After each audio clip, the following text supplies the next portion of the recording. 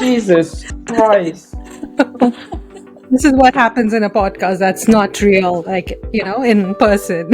Yeah. Awesome. All right, I'm ready. I am ready. So do we want to just jump right into it? Yeah, we could just start, Rachel, and then I think we can keep it very impromptu. That's what the energy feels like today. Yes, I love it. All right. Yes. Hello, everyone, and welcome to another episode of Failure Decoded. I'm one of your hosts, Rachel, and I'm here with my co-host, Shamsiya, and our guest for today. Shamsiya, kick it off and let us know who we're talking to. Hello, everyone. Guess what? Today we have Dr. Sumuel West with us, a licensed psychologist and has a PhD in organizational psychology and also studies corporate behavior. Well, it gets better. He's also a founder of a museum and a curator. This is not just the ordinary museum or, some conventional art or history kind of museum. This is super unique and special and fascinating.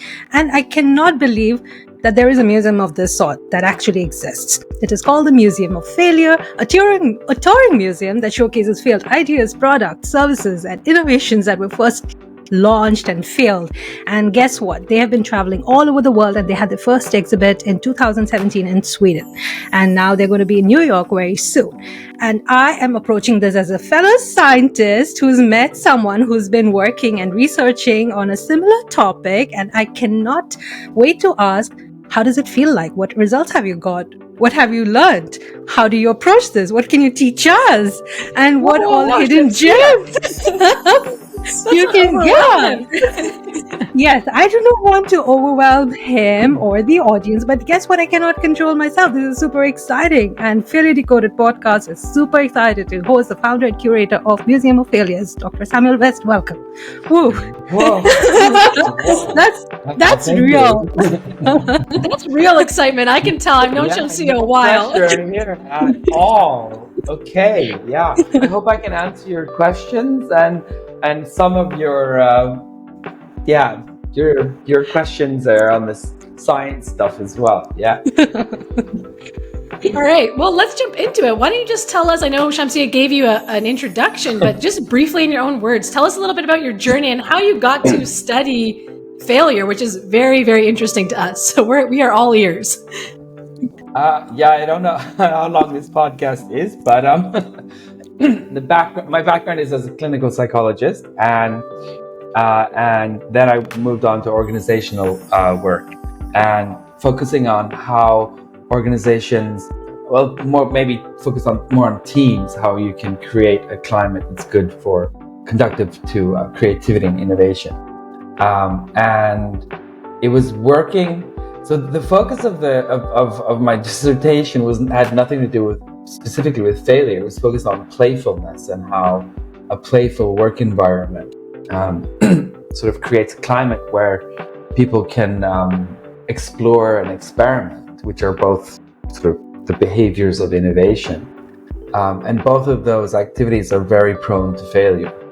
And I found in my research that even the most serious organizational groups, one of the biggest obstacles to innovation was that people just were afraid of failing. They were afraid of losing face or asking stupid questions or suggesting ideas that were no good, and then further down the road, the process, it just gets more failure becomes more expensive and even more important to avoid. It was in that work I was thinking, well, all these innovation theories and creativity theories, they're all great and stuff, but at the end of the day, people are afraid of failing. So why not sort of attack that just head on? And that's where the idea where my fascination with failure, learning from failure, and then this is all in an organizational perspective. That's where it started. And I didn't know what to do with all that. All this cool, awesome information and examples. And I didn't want to write another book or do more talks. I'd never opened a museum before. So, hey, let's open a museum. Yeah, just open a museum. Yeah, like, who does that? That's how it was, actually. So tell us about the museum. So you have all this information about failure. Now you're like, okay, I'm going to start a museum about it. how do you even curate the items? Like, was it just research? Like, what's the story there? I wish I had a very elegant answer for you, but it was basically, to start a museum. I did get funding from the Swedish Innovation Fund, who thought that this was a great idea to sort of promote the acceptance of failure for innovation. So that helped me. Without that money, I couldn't have focused on it full time. And basically just started finding products and services that could be displayed, that had an interesting history, something that was an innovation and something that also failed, and then reading up on it, making sure everything was sort of legit, the stories were legit, and trying to source the items themselves. It was a lot of work, a lot of time spent on Craigslist and eBay. Oh, wow. Did you ever feel your idea needed to be validated, or did you ever doubt it? Like, maybe this would not work. Maybe this is not how everyone else thinks. I know this is a super unique idea, but those doubts. But of course, you got the funding, so yes, in a way, it was validated. But well, I guess the doubts were before the funding came. I guess that would be once this prestigious sort of innovation fund decided to invest in it or give me money, then I didn't have to doubt that anymore.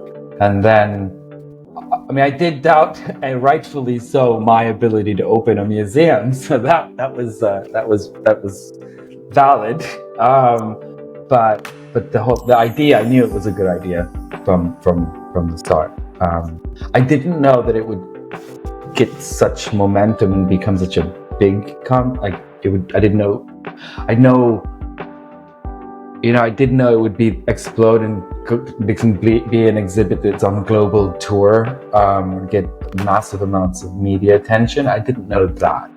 I thought it was going to be a small little fun project. And then what are some of your favorite items that are in the museum? Like, is there anything in particular that you really like the story behind? I hate that question. Sorry. I hate it. It's because I don't really have any sort of super favorite. It depends on the context. So my favorites are the items in the museum that have a really good story. So it's like they're not always the most interesting objects or per se, but they have a fascinating story. I never get tired of Kodak, the story of Kodak, and how such a massively successful, rich company, how they could get it so wrong with the digital cameras.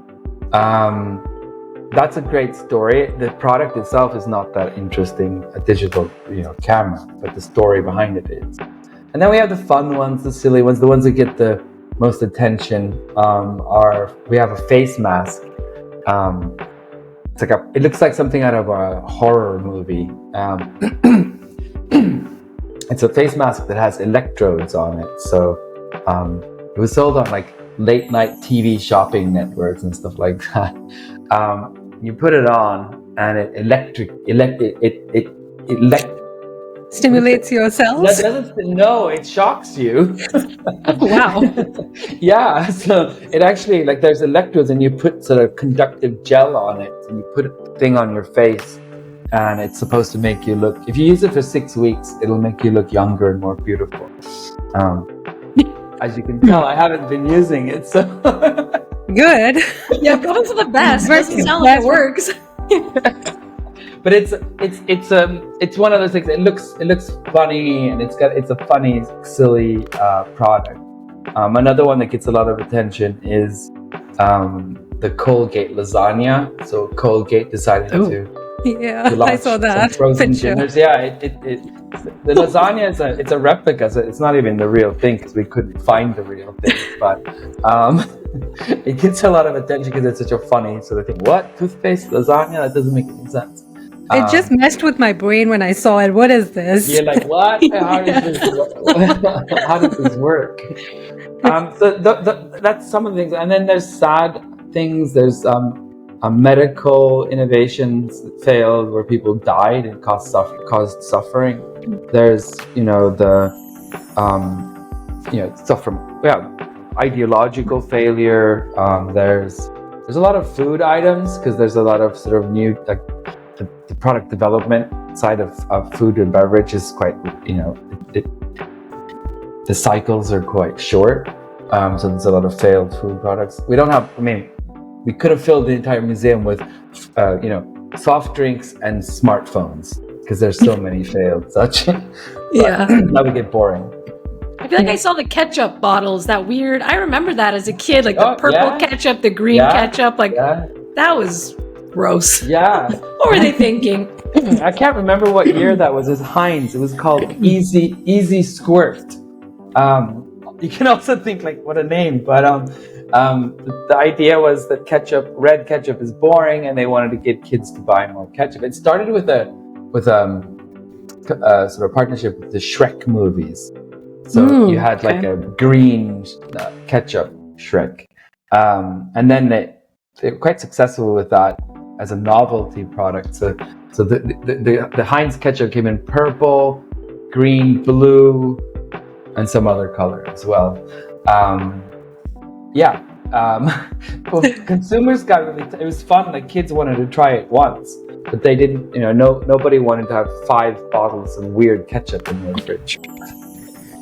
That probably hurts you, Shamsiya, because I know you're very into like health food and science. Probably hurts your soul a little bit.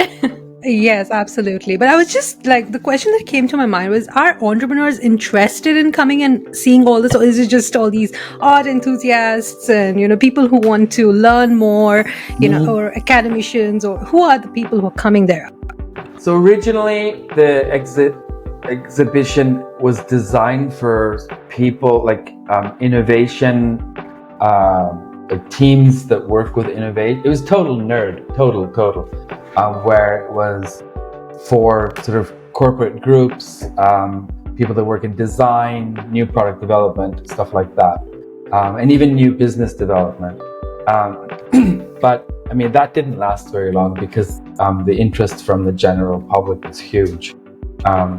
So right now, I would have to say that it's primarily just people that want a quirky sort of new take on things and to see these, it's general interest. You do still, I mean, my work with the museum, besides being a curator, is doing talks and workshops and sort of specialty tours and consultation around acceptance of failure and learning from failure. And for those, I mean, then the target audience is definitely organizational groups. Yes. So if a food and beverage company wanted to, make a colorful ketchup bottle again, they would have to just come to your museum and see. Yes, it might not work. That would be ideal. I mean, it would be a good thing if a team was working on a new whatever product it is early in the process to come to the museum, and a lot of teams do that. They come to the museum and they do their sort of kickoff of a new project at the museum. So that was my original idea with the museum. It wasn't supposed to be this super fun, generally interesting thing. It was just supposed to be for nerds. We found you. Yeah. We're into it. It's coming to Brooklyn. Yeah.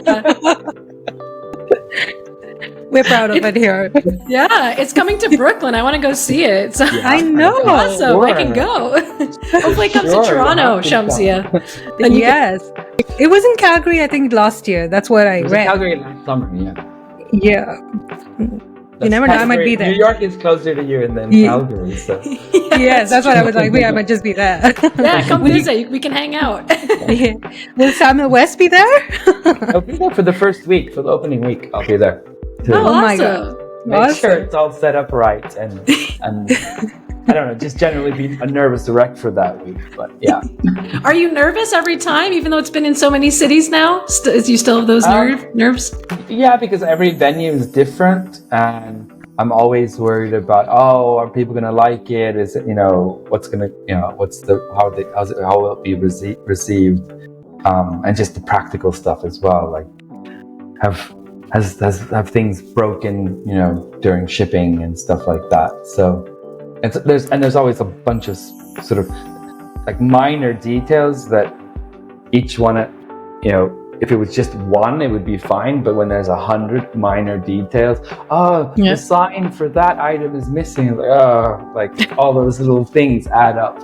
Oh, you have to take care of all of that? Like, No, I work with an agency in the States that takes care of the practical stuff. But I still have to do a lot. Okay, that makes sense. But you also you speak a lot about failure, and it's like, I think that's the core of everything that you do, the fear of failure. Yeah. Tell us something about that. Like, what are your learnings and what's your experience? How do people perceive your talks and your objective to educate them?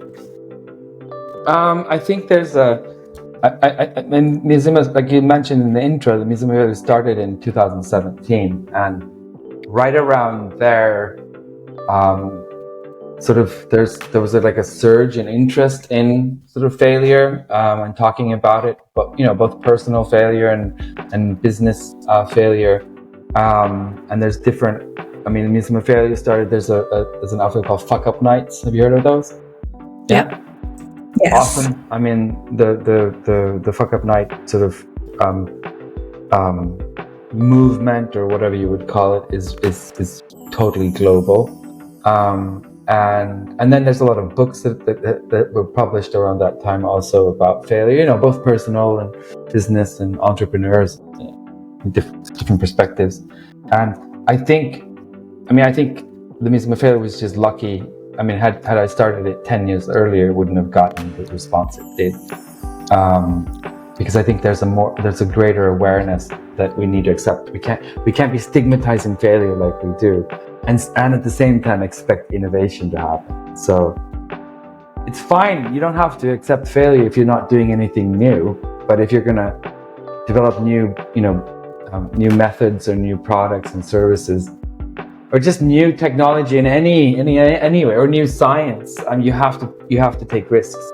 So, and I think there's a bigger understanding of that, even if most organizations are still really bad at sort of actually practicing that, and even worse at learning from failure. They're miserable at that.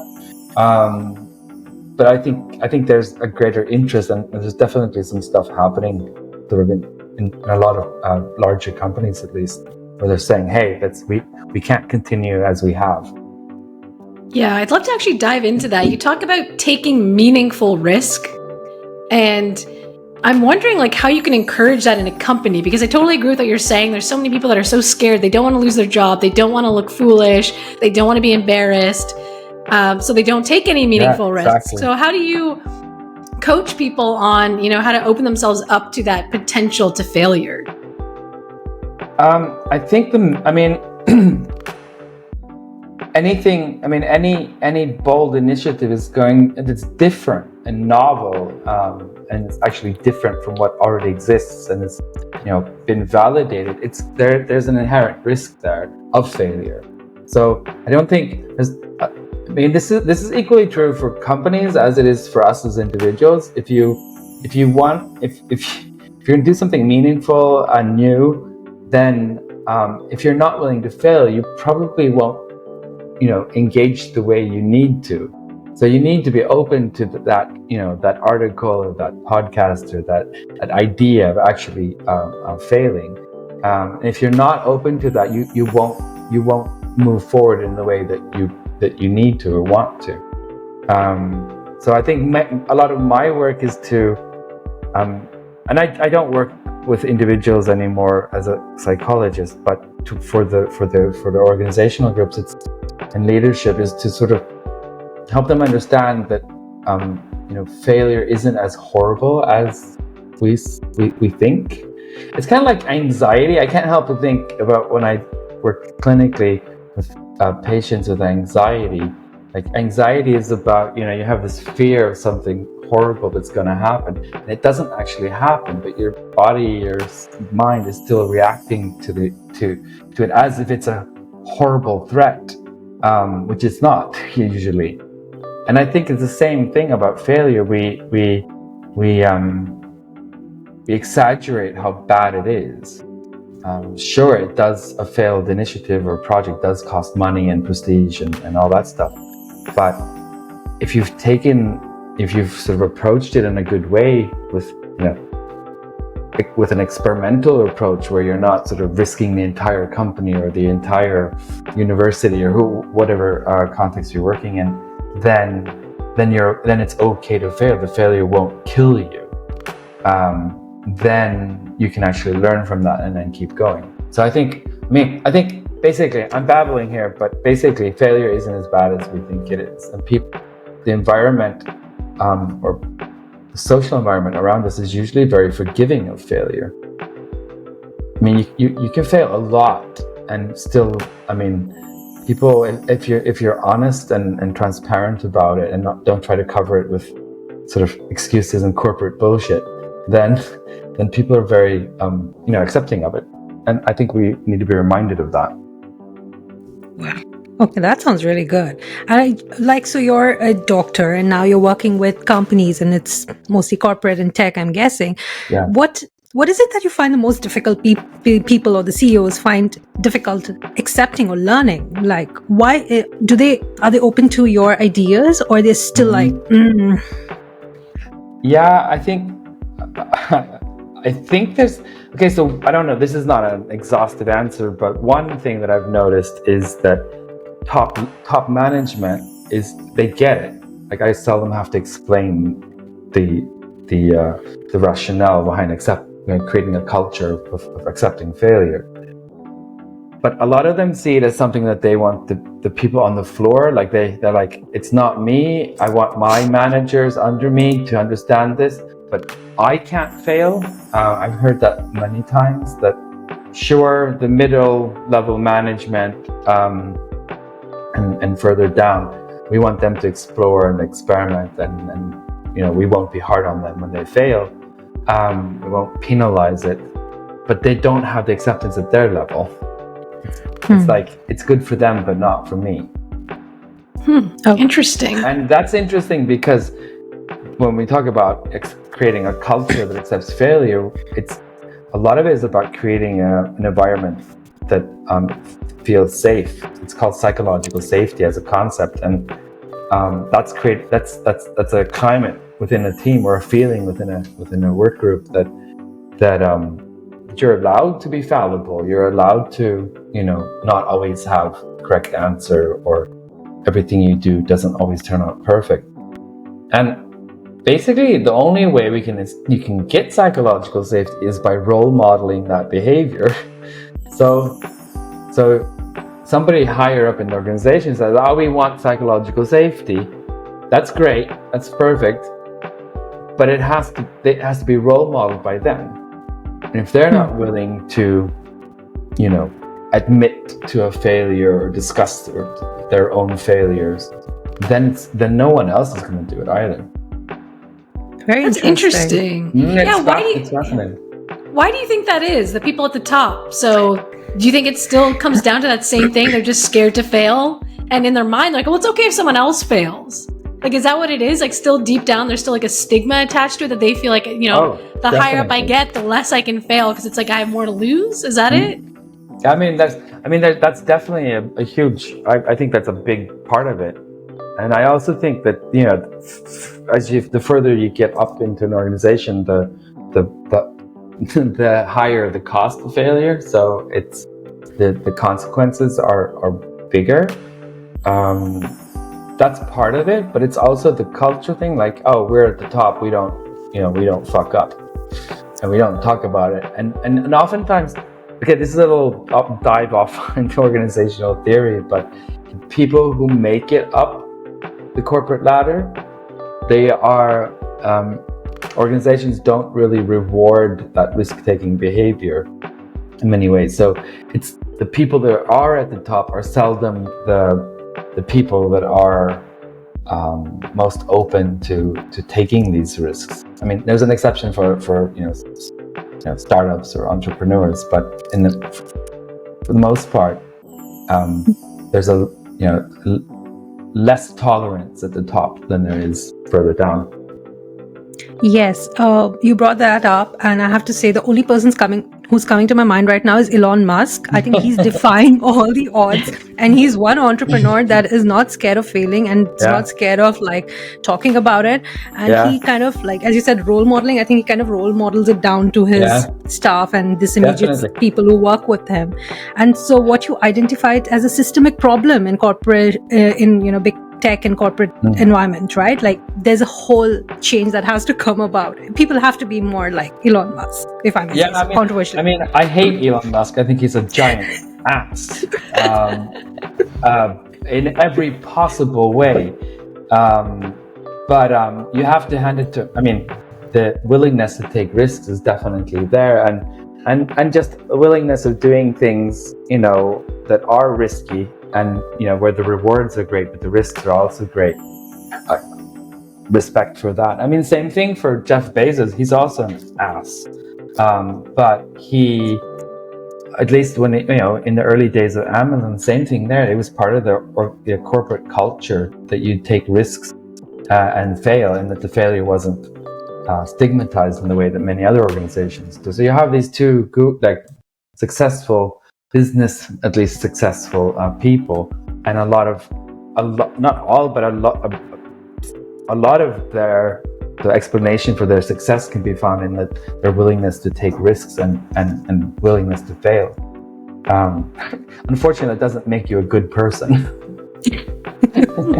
Makes you successful, though. Yeah, you can make a lot of money.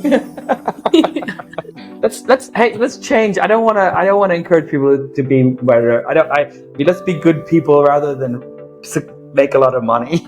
Yeah, it's not just about money. Like they're bringing in a lot of innovation also, like crazy ideas out there. Everyone's trying to be nice and play safe, and a lot of new entrepreneurs today are just trying to. All the new entrepreneurs are just trying to appease the VCs, and they all talk the same language: AI, Web3, crypto. Everyone's doing the same thing. Boring. I know.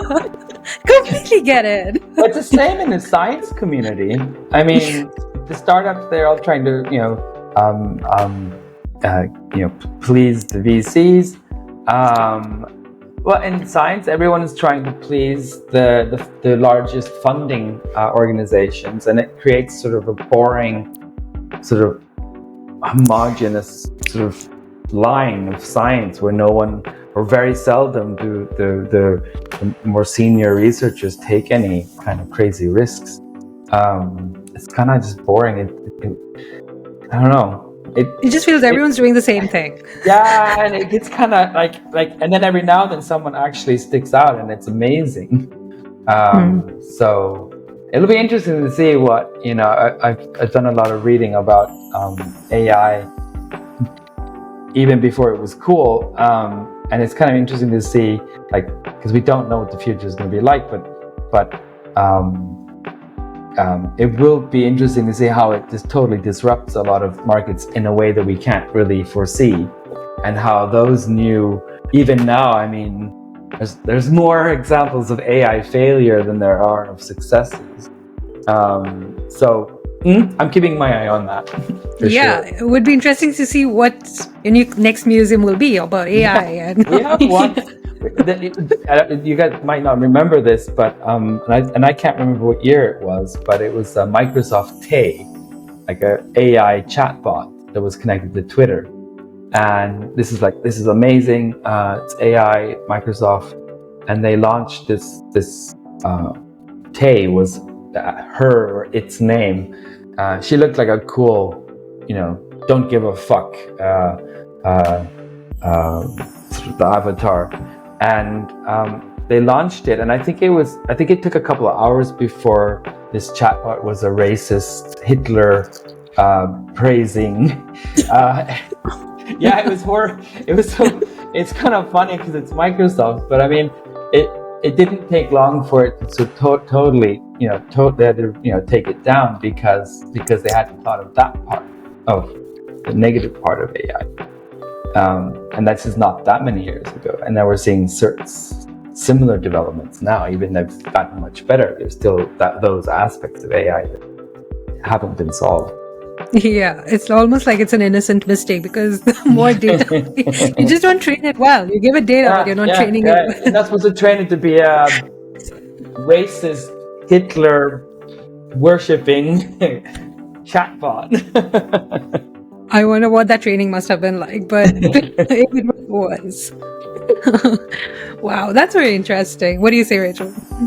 Yeah, no, I'm interested to know what AI technologies are going to make it into the museum in the next few years. I'm sure someone's going to come out on top, and there'll be a lot of like failed experiments. So we're in a very interesting time. We do have in the museum, we do have Dr. Watson from IBM. You remember the Dr. Watson, the supercomputer that beat the world chess champion? So that, and then that was big news. And then IBM, they like, hey, we have Dr. Watson was the name. And it was like they overhyped it, that this is the future right now. And a lot of companies around the world, big respectable companies, threw millions and millions at IBM for out of fear of missing out.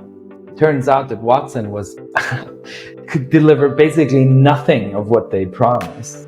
One of the big things was that they had a medical version of Watson called Dr. Watson, where the idea, what they promised, big healthcare providers, was that this magical computer, it could read all the medical journals of the world instantaneously, understand everything.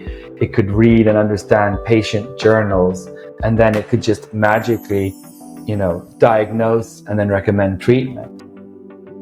That sounds like that's crazy, futuristic and awesome.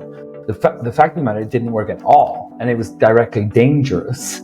So it's one of those things, like a lot of new technology, it gets overhyped. It doesn't live up to the expectations, and then it crashes.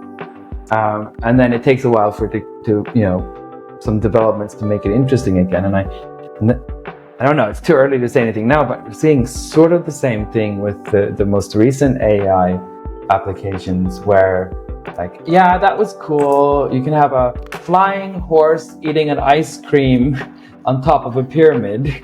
That's really cool. It is cool. It's amazing. But is the future right now? Yeah. Especially in the tech and in the medical field, people are overestimating and over-predicting its usefulness, and somehow, again, as you said, it draws in a lot of funding, and then it crashes, and then what happens is there's no room for failure then. No. It's like, people don't talk about it, like it failed. No. They wouldn't come out and say it failed. No, nobody would say that now. It's just left there. Especially if they're getting investors' money at the same time. Yeah, absolutely, they wouldn't. And that's the saddest part about failure and and tech and innovation. We just don't understand it because it gets hidden under all this hype. And then the new entrepreneur, they don't know where to dig, what information is correct, what is right, where to start, what processes have been laid down, what more to build, and wasting money on just redoing everything that's already been done. Yeah. Exactly. Wow. Amazing. I saw an interview this morning. So there was sort of a survey of Swedish sort of creatives, mostly advertising, and how the more recent AI providers or services have changed and informed their work, and 70% already use it in their creative process. And they were, with a few exceptions, they already use it and they love it, and it saves them a lot of time, but they could never see how that could replace a human down the line, however good it gets. Now, people have been wrong about technology before, so they might be wrong as well, but the feeling now is like, the hype has sort of died down a little bit, but where do we take it from here? Interesting. Okay, so to get back to failure, we have to be forgiving. So the Microsoft Tay example and IBM's Watson, and whatever services that are out there now that will fail in the near future, those are necessary. We need those. So we shouldn't shame them or stigmatize those sort of initiatives or projects, because they're needed for that development of that whole technology. So I think oftentimes we forget that, all the stuff we take for granted, everything is a result of a massive amounts of iterations and a massive amount of failures, and AI will also be like that. So it's really also dangerous to sort of, dismiss the technology because it fails in its early stages. Yeah, absolutely. Now, would it be safe to call you an expert on failure? And would someone who wants to know what technology would work, like, contact Dr. Sumuel West? Could you predict this for us? You've been studying this for such a while. I wish I would make a lot of money if I could. Yeah, pass your idea past me. I'll tell you if it'll fail or not. That would be great. No, do you have the skill now? Like, I'm sure you do. You're just being modest about it. But would you look at some innovation and say, nah? I mean, okay. So the short answer is no, but sort of nuanced, they would be like, yeah, there are still some themes and sort of general reasons why innovations fail. I mean, there's quite a bit of research done on why startups fail. And the causes for that. But when it comes to new products and services or innovations in general, there's obviously a lot of research done on that as well. But from a failure, looking at history, you can see sort of concrete examples of why things didn't work out. And there are some themes. One of those themes is, we've already touched on it, is when a product or service is overhyped. So everybody wants their thing to go viral and to get massive attention. But the reality is, when your new product or service does get all that attention and there's initially a huge demand, if it isn't perfect and if it isn't, doesn't live up to those expectations, it will crash. Like, you don't get a second chance. And that's something, many companies don't actually give enough thought to. Like, sometimes it's much better to not go viral and to work out those kinks before it's launched, before it goes viral. And then once it becomes popular, then you can deliver. Yes. It's almost... Yeah, sorry. Continue, please. No, you can continue. There was I just saw this. I was doing some work on like the biggest failures of 2022. And there was one, and there was somebody on TikTok who made pink sauce. You familiar with this? No. There was a person there who made some kind of I don't know if it was barbecue sauce or some kind of sauce, like a mayonnaise type sauce that was pink, and then it was hyped up something, and it sort of, the algorithm of TikTok caught on to it and it exploded. And it was interesting to follow that story because it was so short-lived, because this woman was selling this sauce, and then it went viral. So like, yay, success! But the success quickly turned into a nightmare because they couldn't produce it. There was problems with the production. They couldn't sell it. At the end of the day, it was like it was almost like wish it had never happened, because they weren't prepared for that huge amount of sort of demand and attention from the get-go. So I mean, that pink sauce story would have worked much better if they would have, gotten all the foundation sort of working first before they got all that attention. You have to Google it after this chat. The pink sauce TikTok. I feel like that probably happens a lot because now with social media and TikTok, things go viral instantly. There's so many like silly trends. And you're right. I didn't even think about how that could like crash your business if you're just not ready for it. Yeah, because everybody's like, oh, I want my thing to go viral. It's like, yeah, I mean, yes, for sure. But you have to be prepared for it, because consumers, you deliver the product and it doesn't work. They will, that love will turn to hate and disappointment. They will revolt. Very quickly. Yes. Yeah. Dangerous. I'd actually love to ask you just one more thing about, I saw this on your website. You have an irreverent research lab. And I would love to ask about that because it sounds really fun. Yeah, it's fun. Could you tell us a little bit about that and kind of what you've learned? Yeah, I started that a few years ago, so I really like So I like rigorous science, like the sort of the top quality science where you follow the rules and everything is done, super high quality, right? Using proper research methods and analysis methods. But industry and the commercial part, they don't care. Like, it's irrelevant. They just want nice PDFs and stuff. It doesn't matter. Just say, scientists have said this, and it doesn't really matter what the reality is, right? So I was like, I want to use, my basic idea there was I want to use super high quality, it's mostly from social sciences, research methods to answer absolutely insanely silly questions, like really weird questions that no one can think of, and definitely nobody in the corporate world can think of. And instead of sort of have the silly question or the unexpected weird question, and then use super serious methods to answer that. I thought that was fun, and so I'm still working with that. Can you give us an example? Do you have like a quick one that you could share? I mean, the companies that hire us at the Irreverent Research, they don't want to. Yeah, it's not something they want to publicly announce. But one example was a big European ice cream manufacturer that was basically, it was a little bit more towards like marketing and advertising, but so like everybody loves ice cream, right? So that's like the thing, like everybody's supposed to love ice cream. You say ice cream, people go, oh, ice cream, and it's like something that's universally loved. Well, it's not. There are people that don't like ice cream and they get no attention.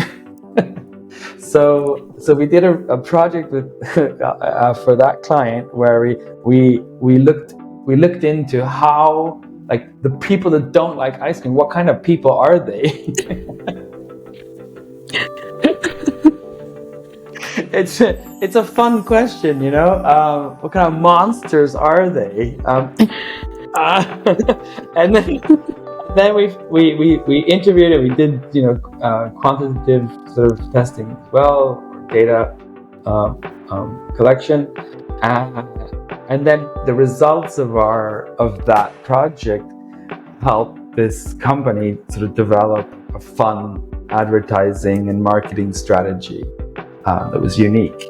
And that was fun. I mean, that's a kind of an example of taking something that's just weird and should never be done in serious research and then doing it. Yeah, it's actually counterproductive. That's why, right? Yeah, it is, but it's not. It's not. There are people. I don't like ice cream. So. Oh. Yeah, see, look at your reaction. You're like, oh, you don't like ice cream. Do you kill babies also? Amongst us? Like, I was like wondering who's that. Okay, that's something to think about for sure. Yeah, I know. So that's why it hit close to home. You hate me.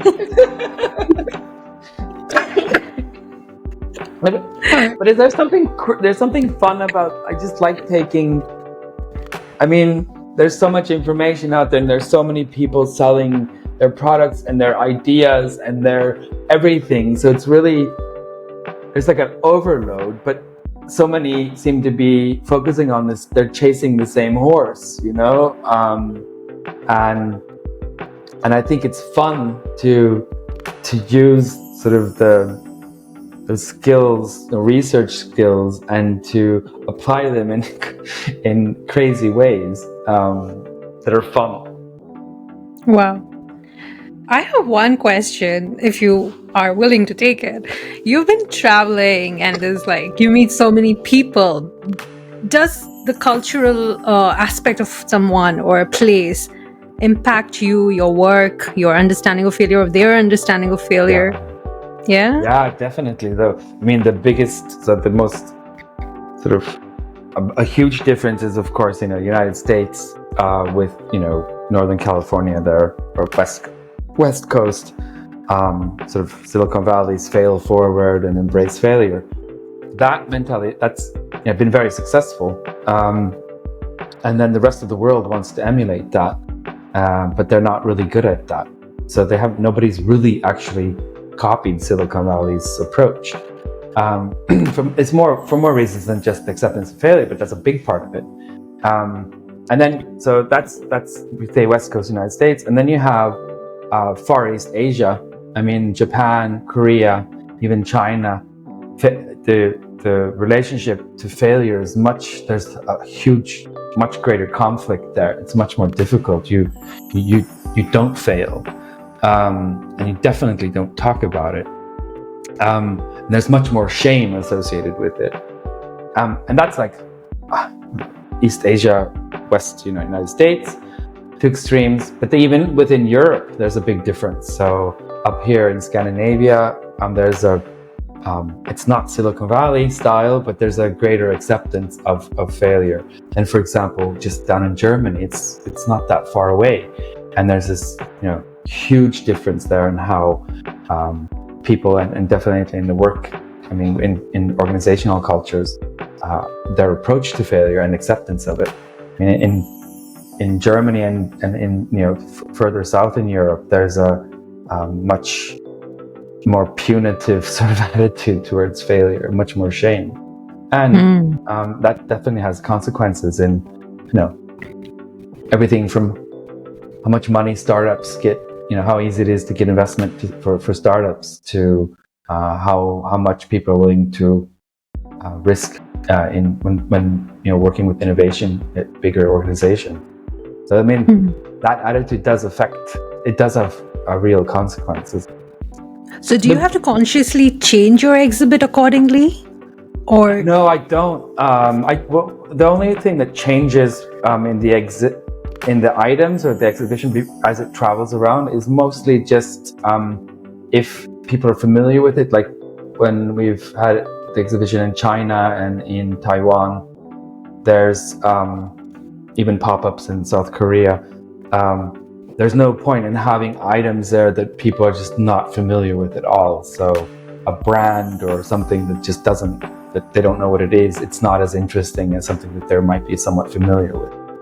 So that's probably the biggest change. And then we have an adult section of the museum, with a sex doll and some sex stuff.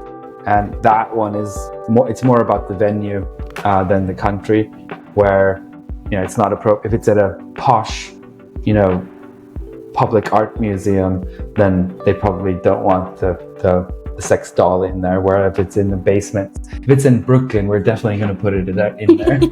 Like that could fly in Brooklyn. You're good. Yeah, I think so. I think they'll be. There's like a sex museum in New York, so that's no problem. Yeah. Competition is on sex museum in New York. Wow. Very interesting, actually. Don't take that to the Middle East, please. No, I don't. I did a small exhibition in Jeddah in Saudi Arabia, and we were very careful. How was that experience? Like, I grew up in Jeddah, actually. Oh, cool. Yeah. Cool. It was at KAUST, at the university out there in the north of Jeddah. It was at the university, so it was a very international group of visitors there. More accepting. Yeah, exactly. So it didn't feel that different then. It did feel different, but it wasn't that extreme. So I'm sure if you'd open it in Jeddah proper, it would definitely be a different experience. I don't think they would let you open it. That's the thing about that place. You wouldn't be given the license to do that. I did get in trouble, though. I got in trouble because in my keynote, I said, for some reason, they didn't look at my slides before I spoke. All the other speakers, their slides were sort of approved before they went on stage, and they didn't approve mine. And there was nothing bad on my slides, but I did say something. I said something whatever, look at this. And I said something like, Jesus Christ, you could have thought. I was using Jesus Christ as a swear word or something, and then that was not okay. That was... Yeah. Makes sense. Don't do that. Well, this has been a really fun conversation, I gotta say. It's very interesting and what a fun career you have that you can use, psychology and really, intense scientific methods and apply them in such fun, creative ways. That's a really cool, cool career. Yeah. So you guys coming to New York then? Rachel, you're coming to the exhibit, He's right? going to be there. I will, for sure. yeah. Come on. I live in New York, Toronto's so not yeah. that far away. Come on. Yeah, Toronto. let me book the trip. Yes, of course. Yeah. So yeah, do you want to plug that? So I know the museum opens, I think it was March 17th. Is that correct? In Brooklyn? Yeah, the museum opens March 17th at City of Industry in Brooklyn. And it's open for 2 or 3 months. Ooh, Awesome. That's good. And is there anywhere else the audience could find you? Social media, website, wherever else they can get more information about your work? I mean, the site museumofailure.com. It's not that interesting, but there's if there's anything going on, it'll be there.